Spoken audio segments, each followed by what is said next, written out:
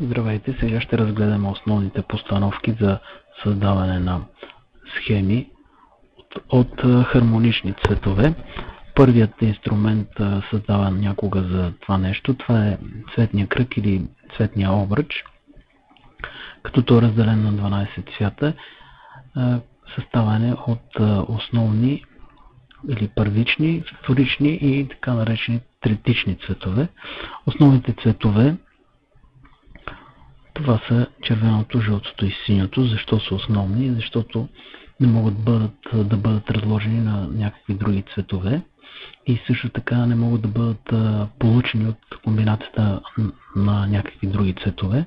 Това са трите основни цвята. Три вторични цвята: лилавото, зеленото и оранжевото. Защо се наричат вторични? Защото те на практика се получават от първичните цветове. Червеното и жълтото са смесени, дават оранжево, червеното и синьото дават виолетово, синьото и жълтото дават зелено и така наречените третични цветове, които са комбинация от вторичните и от първичните цветове. Правят общо 12 цвята. Най-общо тези 12 цвята, или по-скоро най-общо цветовете, могат да бъдат разделени на топли и на студени, като това са топлите, а това студените. Защо са топли и защо студени? Защото най-общо казано, примерно червеното, жълтото, оранжевото ни напомнят за неща като слънцето, пламъка, да кажем.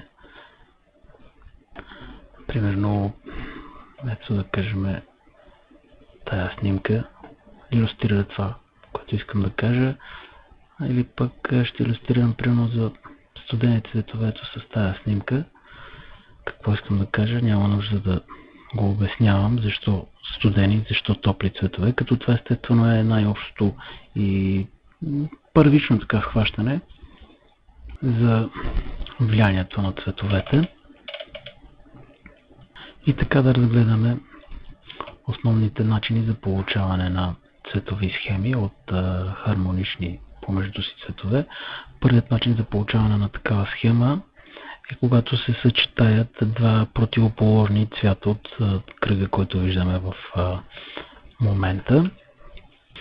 Ето, това е първият начин за създаване на такава схема. Комбинират се противоположни цветове. Вторият начин е когато се комбинират цветове, които са близки един до друг.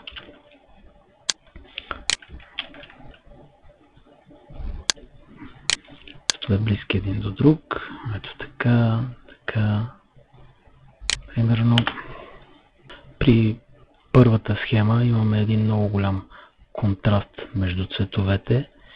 И това нещо, когато се използва, трябва да става много внимателно, защото може да стане много дразнеща тая цветова схема. При втората цветова схема, когато се избират аналогични цветове, е добре да знаем, че трябва да има, хубаво да има един доминиращ цвят, защото това са обикновено цветове, които са близки един до друг и е добре да има все пак някакъв контраст и общо взето цвят, който да доминира в тази схема. Следващата цветова схема, това е триада, така наречената триада. Един триъгълник, както виждате, се образува, като се взимат цветове, които са на равно разстояние един от друг в този кръг, в този обръч. И ето виждате, получава се ето това нещо, като е добре тук също да има един цвят, който да доминира, другите два просто да са като допълнение. Следващата цветова схема е подобна на първата, когато цветовете са срещуположни, само че този път един от срещуположните цветове е разделен на тези, от които е получен, или просто двата цвята са, този цвят е разделен на други два. Какво се получава? Ето. При тази схема също има един силен цветови контраст, но с по-малко, така да се каже, напрежение между цветовете, и тя е добре да се използва от хора, които са начинаещи, защото тук цветовите грешки могат да станат много по-трудно. Следващата схема е един правоъгълник, като тук трябва много добре да се внимава с баланса между топлите и студените цветове. И последната схема, това е квадрата, като същите правила важат и тук. Добре е да се внимава с баланса между топлите и между студените цветове. Така, какво може най-общо да кажем като за начало за цветовете? Общо схващане за черното, примерно, е символ на власт, на авторитет. Използва се много в модата, защото прави хората да изглеждат малко по-слаби. Можем да кажем за бялото, примерно, че да кажем символ на общо казано на чистотата, на невинността, и може би това е причината булките да се обличат с такива рокли, да кажем. Също така то се отива с всички цветове и естествено, както черното е много популярно в модата. Стигаме до, да кажем, червеното, което е най-емоционалния, най-интензивния, най-яркия, най-изпъкващия цвят. След това синьото, което пък е точно противоположно на енергичното червено. То е спокойно, така напомня ни за небето. Символ също така още на лоялността, да кажем. Следва зеленото, който е един така успокояващ очите цвят, символизиращ, да кажем, природата. Следва жълтото, което подобно на червеното също привлича много очите и, да кажем, ни напомня за слънцето, примерно.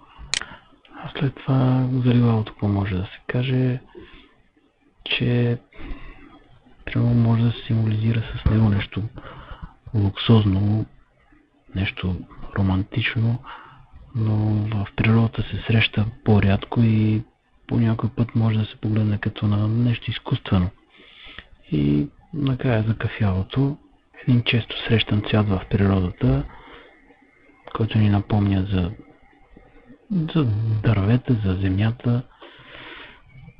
Това са така общо взето най-повърхностните схващания за цветовете, но естествено добрият дизайн не трябва да се ограничава с тези най-общи схващания, защото добрият дизайн въздейства посредством не само цветовете, естествено, но посредством всичко. И при добрия дизайн нещата са така композирани, че цвета, дори да кажем червен, може да е символ на нещо студено и обратното. Да кажем, студеният цвят пък може да е символ на нещо, да символизира нещо топло, дори в буквалния смисъл. Какво имам предвид? Сега ще го илюстрирам с две снимки. Да кажем, ако примерно имаме ето това нещо, един сладолед, който е червен, това означава, че след като е червен, първоначалното въздействие на червения цвят върху нашето съзнание е за нещо топло и естествено ние няма да чакаме сладоледа да изстине, за да го изядеме, или пък много добре ще осъзнаеме, да кажем, ако имаме пламъка на един газов котлон, който е с така супер студен син цвят, много добре ще осъзнаем, че ако тръгнем да го пипаме този пламък, много добре ще знаем какво ще ни се случи. Така че цветовете са нещо много сложно и правилното им използване е много важно. Без значение дали правим веб дизайн или какъвто и да е дизайн. Това беше за първия урок. В следващия урок ще разгледаме няколко прости начина за използването на цветовете с програмата Photoshop и не само. Благодаря ви.